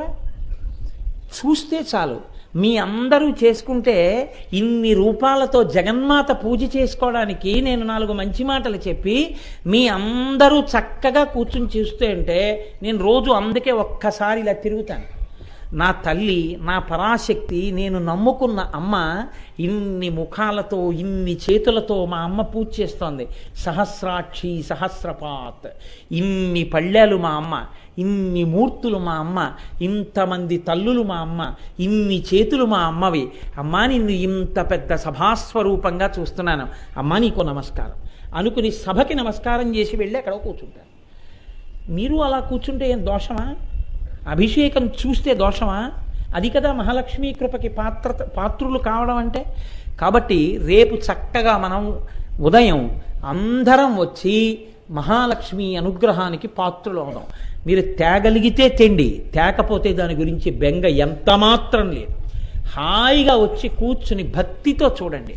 ఇలా 2 చేతులతో నమస్కారం చేయండి. ఆయన ఏమీ అనుకోకపోతే ఈ సభలో ఒకవేళ ఉండి ఉంటే నేను ఒక మాట చెప్తా. నేను ఆయన కనపడితే దిగ్గున అయిపోతుంటా. మనకి మనుష్య జన్మలో ఒక పెద్ద అదృష్టం ఉంది. మనం ఏమీ చేయకపోయినా 5 జ్ఞానేంద్రియాలని 5 కర్మేంద్రియాలని మనస్సుని ఈశ్వరుడి దగ్గర పెట్టేశామనడానికి గుర్తేమిటో తెలుసా? ఈ 2 చేతులు ఇలా కలిపి తల ఇలా పెట్టి ఇలా వంచితే చాలు. అమ్మవారుట బెంగ పెట్టేసుకుంటుందట, అమ్మో నా దగ్గరికి వచ్చి వంగిపోయాడని. దీని గురించి పరాశర భట్టర్లు శ్రీగుణరత్న కోశంలో ఏకంగా ఒక శ్లోకమే చేశారు. తం లజ్జసే కదయకోయుదార భావ అన్నారు ఆయన. అలా ఎవరు అమ్మవారి దగ్గరికి వెళ్ళి నమస్కారం చేస్తారో వాడికి ఇక్కడ సమస్తమైన ఐశ్వర్యం ఇచ్చి 3 తరాలు చూసే అదృష్టం ఇచ్చి తేలికగా శరీరం నుంచి విడిపోయేటటువంటి మరణం ఇచ్చి అయ్యవారు వచ్చి చెయ్యి పట్టి పైకెత్తి పుష్పక విమానంలో తన పక్కన కూర్చోపెట్టుకుని తీసుకెళ్ళిపోతుంటే తన లోకానికి అమ్మవారు ఓ పక్కకి నిలబడి అసలే ఎర్రగా ఉండ తల్లి ఇంకా ఎర్ర పడిపోయి సిగ్గుతో పక్కకి తిరిగి నిలబడితే అమ్మ కనపడదేమిటని భక్తుడు వెతుక్కుంటుంటే, ఏమి లక్ష్మి అలా అటువైపు తిరిగిపోయావు ఇలా రా అంటే అమ్మ ఎర్రటి మొహంతో ఇటు తిరిగితే ఎందుకంత సిగ్గుపడుతున్నావు అని నారాయణమూర్తి అడిగితే ఏం చెప్పమంటారు? వీడి జీవితంలో నిజాయితీగా ఇలా నమస్కారం చేశాడు, వీడికి ఏమి ఇవ్వగలిగాను? వాడు ఉన్నన్నాళ్ళు ఐశ్వర్యం ఇచ్చాను, 3 తరాలు చూసే శక్తిని ఇచ్చాను, తేలికగా విడగొట్టాను, మీరు చెయ్యిచ్చి తీసుకెళ్లే భాగ్యం ఇచ్చాను, మీ తొడ మీద కూర్చోపెట్టాను. వాడు ఇలా అన్నాడు, కానీ నేను వాడికి ఇంతకన్నా ఏమీ ఇవ్వలేకపోయానని సిగ్గుపడి పక్కకెళ్ళానంటుంది. అలా అనగలిగిన చేతులు, ఇలా అనగలిగిన తల ఈశ్వరుడు నీకు ఇచ్చాడుగా, ఇలా కూడా అనలేవా? ఇప్పుడు జీవుడు దరిద్రుడైపోతాడు లక్ష్మీ కటాక్షం లేక కదా. ఇలా నువ్వు ఎన్ని మాటలు అన్నావో అన్ని మాటలు నువ్వు అదృష్టవంతుడివి. మహానుభావుడు విరాట పర్వంలో పొంగిపోయాడంతే అర్జునుడు. కాంచనమయ వేదికా కనత్కేతనోజ్వల విభ్రమము వాడు కలశజుండు. ఒక్కొక్కడిని చూపిస్తూ గురువుల్ని ఒక్కొక్కరిని చూపించి ఇలా నమస్కారం చేస్తూ అర్జునుడు గాంధీవం పట్టుకుని పరవశించిపోయాడు. ఒక్కొక్కరి గురించి చెప్తూ అంతటివాడు ఇంతటివాడు అంటూ కనక గోవృష సాంద్ర కాంతి కలిత పరిస్ఫుట ధ్వజ సముల్లాసంబువాడు కృపుడు అని ఒక్కొక్క మహానుభావుడు గురించి చెప్తూ ఇలా నమస్కారం చేసి భీష్మ ద్రోణులిద్దరికీ నమస్కార బాణాలు వేసి వెళ్ళిపోతుంటే చూసావా ఆ అర్జునుడి యొక్క మర్యాద. ఇన్నాళ్ల తర్వాత మనం కనపడ్డామని వీరోచితంగా క్షత్రియ ధర్మంతో మనకు నమస్కార బాణాలు వేసి వెడుతున్నాడు అని కురుక్షేత్రంలో కూడా ధర్మరాజు కాలినడకన వెళ్ళి భీష్ముడికి నమస్కారం చేస్తే పనికిమాలిన వాడు సిగ్గు లేకుండా చెప్పులు ఇప్పి నడిచొస్తున్నాడు యుద్ధభూమిలో, ఎంత పిరికెత్తిపోయాడో అన్నారు శత్రువులు. భీష్ముడికి ఇలా నమస్కారం చేసి, తాత నువ్వు పెట్టిన భిక్ష, నువ్వు పెంచిన శరీరం, తాత నీ ఆశీర్వచనం వల్లే మాకు విజయం కలగాలి అన్నాడు. విజయీభవ అన్నాడు భీష్ముడు. అని నువ్వు ఇలా వచ్చి ఉండి ఉండకపోతే నీకు అపజయం కలగాలని శపించి ఉండేవాణ్ణి రామనవడా అన్నాడు. భీష్ముడి ముందు ఇలా ధర్మరాజు గారు అనడమే పాండవుల విజయానికి హేతు. ఒక్కసారి దేశకాలాదులు కలిసి వచ్చినప్పుడు ఇలా అనడమే మహాలక్ష్మి కృపకు పాత్రులు కావడం. అది లక్ష్మీ కటాక్షం అంటే. ఆ కటాక్షం మనం వెంపర్లాడాలి. అబ్బబ్బా ఎప్పుడు తెల్లవారుతుంది, ఇంకా తెల్లవారదేమి అని కంగారు పడాలి మనం కదా. కాబట్టి రేపటి రోజున మనం అటువంటి అదృష్టాన్ని చక్కగా అనుభవిద్దాం. నేను ఈ మాట ఎందుకన్నానంటే వారు ఇక్కడ సభలో ఉన్నారేమో నాకు తెలీదు. పరమభక్తుడు, ఆయన ముఖం చూస్తే నాకు నిజంగా ఎంత జాలేస్తుందో. పాపం నేను ఉపన్యాసాలు చెప్పేటప్పుడు వస్తూ ఉంటారు, అయ్యప్ప స్వామి గుడి దగ్గర అక్కడ నాకు కనపడుతుంటారు. ఆయన నన్ను చూసినప్పుడు ముఖం సిగ్గుతో నిలబడిపోతారు ఇలా ఇలా అని. ఆయనకి ఇక్కడ వరకు చేతులు ఉండవు, చిన్ని చిన్ని ముక్కలు వేలాడుతుంటాయి. అందరూ నా కాళ్ళకి నమస్కారం పెడుతుంటే, నాకు ఇలా నమస్కారం పెడుతుంటే పాపం పిచ్చి ఆయనకి నా ఉపన్యాసాలు విని నా మీద భక్తి పెంచుకున్నారులా ఉంది. ఆయనకి నాకు నమస్కారం చెయ్యాలని కోరిక. నాకు ఎదురొస్తారు, ఎదురొచ్చి నిలబడతారు, కానీ పాపం చేతులేవి, ఆయన ఇలా అనలేరు. అందుకని ఇలా అనకుండా నించుంటే నేనేమైనా అనుకుంటానేమో అనుకుంటారులా ఉంది. ఆయన నన్ను ఇలా చూసి మొహం ఇలా పెట్టుకుని ఇలా పక్కకి తిరుగుతారు. నేను ఆయన కనపడినప్పుడు ఎంత బాధపడతానో. నాకు మొన్న వారు ఇక్కడ కనపడితే నేను ఆగి, అయ్యా బాగున్నారా మీరు అని అడిగి వెళ్ళిపోయాను. నేను ఆ రోజు కారు ఎక్కాను, కానీ దొరగారితో, ఈశ్వర నాకు 2 చేతులు ఇస్తే వాటి విలువ ఏమిటో ఇప్పుడు తెలుస్తోంది. ఉన్నాయి కాబట్టి ఇలా అనగలను, లేక అనాలనిపించినా అనలేక ఆయన ఎంత బాధపడుతున్నాడు. అందరూ గబగబా ఇలా అంటారు నాకు, ఆయన అలా అనలేరు. పాపం నేల మీద పడదామని ఉంటుందేమో, కానీ అలా గబుక్కుని పడడానికి ఆంచుకోవడానికి చేతులు లేవు. అలా పడిపోతే ఎవరైనా తొక్కేస్తే ఉండండి అనడానికి చేయలేదు. పాపం గభాలను లేవడానికి మళ్ళీ 2 చేతుల ఊతం లేదు. అందుకని కాళ్ళ మీద పడలేక, నమస్కారం చేయలేక, అలాగని దూరంగా ఉండలేక నాకు దగ్గరగా వచ్చి ఆయన ముఖంలో కనపడే భావం చూసినప్పుడు నేను కదిలిపోతుంటాను. ఇవి ఇచ్చినందుకు ఇలా అననివాడు దరిద్రుడవుతున్న జీవుడు కదండి, నాకు అక్కర్లేదు. ఆవిడకి అనలేకపోతే ఇంకెందుకు ఆ చేతులు, దిక్కుమాలిన చేతులు. అందుకని కదా ప్రహ్లాదుడు తిట్టాడు, కంజాక్షునకు గాని కాయంబు కాయమే పవన గుంభిత భస్త్రికాక అని. ఈశ్వరుడికి సేవ చేయడానికి పనికి రాకపోతే ఇంకెందుకండి శరీరం, జీవుడు దరిద్రుడైపోతున్నాడు. అది మహాలక్ష్మి కృప. ఆవిడికి ఇలా అనడం, ఆవిడ అభిషేకం చూడడం, చెంచాడు పంచదార వేయడం, పూజ చేయడం, పసుపు తాడు పట్ల గౌరవం ప్రకటించడం, బొట్టును చూస్తే గౌరవించడం, ఇది లక్ష్మీ కటాక్షం. ఆ కటాక్షానికి హేతువు రేపటి రోజు జరగబోయే అభిషేకం. కాబట్టి ఇంతకన్నా ఇవాళ నేను ఇప్పటికే కొంచెం సమయాన్ని దాటిపోయాను. కాబట్టి రేపు మనం ఉదయం తప్పకుండా చక్కగా మహాలక్ష్మి అనుగ్రహాన్ని పొంది రేపటి రోజున మీరందరూ వరలక్ష్మిని పూజించి మనం ధన్యులమవుదాం. ఇప్పుడు అమ్మవారు వాహనం మీద చక్కగా విహారానికి వస్తుంది. ఆ తల్లి ఊరిరిగింపుగా రావడం అంటే, అయ్యో పాపం టైం అయిపోయిందని ఉపన్యాసం అయిపోగానే వెళ్ళిపోతాడు వాడు ఉండడు రాజోపచారాలు అయ్యే వరకు దర్బార్లో. అందుకని వాడిని నేనే చూస్తానని ఆవిడే బయటికి వస్తుంది. ఆవిడ వచ్చే లోపల కూడా పారిపోకూడదు, కనీసం అప్పుడైనా నిలబడాలి కదా. అందుకని ఆవిడ బయటికి వస్తోంది వాహనం మీద అంటే అది వినయం. అంటే చక్కగా మనం ఇప్పుడు ఆ వాహనం మీద వచ్చేటప్పుడు ఆ తల్లికి నమస్కారం చేస్తూ నిలబడదాం.